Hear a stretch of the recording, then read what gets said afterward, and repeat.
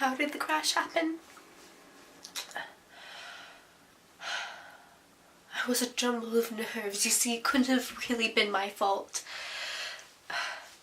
If you want the whole story, I'd better start in 1917. That's when I fell in love with Gatsby. He was a soldier, and we were so happy together. He was sent away to serve overseas, and I thought I'd never see him again. So, when the opportunity presented itself, I married Tom Buchanan. Tom and I were happy. At least, we began our marriage that way. Soon I found out he couldn't really be satisfied. Just before our daughter was born, he crashed his car and one of the chambermaids was found with him.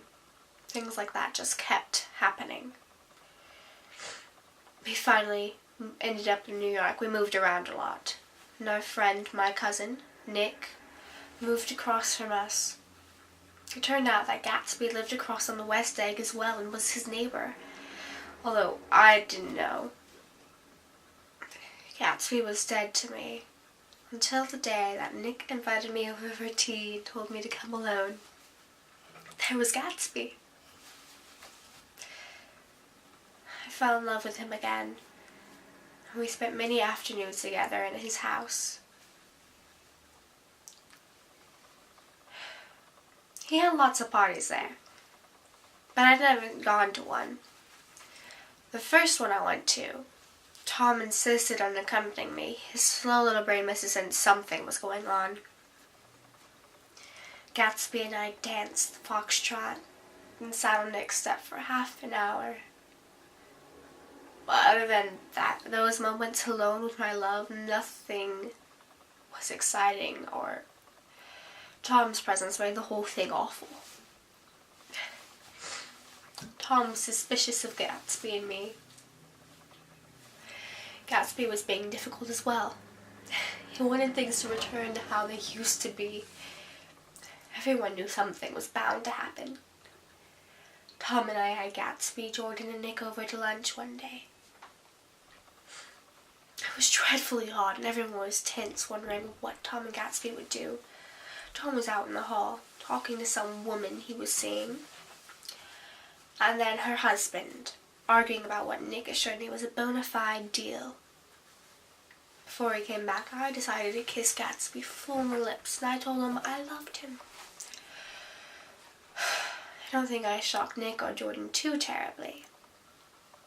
Once Tom came back and we ate our lunch, and I wasn't thinking, and I told Gatsby he always looked so cool. I guess what Tom heard me saying was, I love you, but to a different man. He started to get agitated, so I suggested we go into the city, and we got to a hotel, and then Tom and Gatsby started fighting a lot.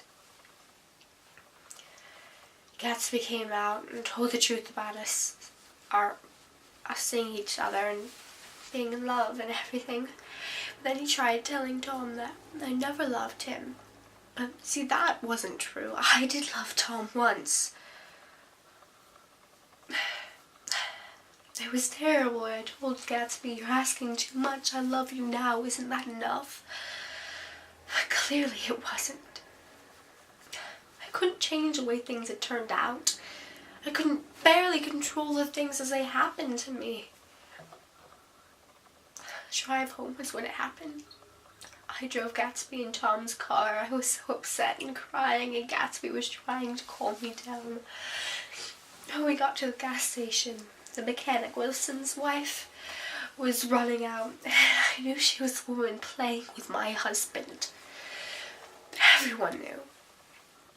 She wasn't looking as she ran out into the street, and I didn't care. I just kept going until I couldn't stop if I tried. I must have fainted as soon as I hit her. Because I don't remember getting home. Just learning that Gatsby had been shot. Mr. Wilson did it. You see, Tom must have told him that Gatsby hit his wife. I killed him. I killed my Gatsby. Oh God, what will I do?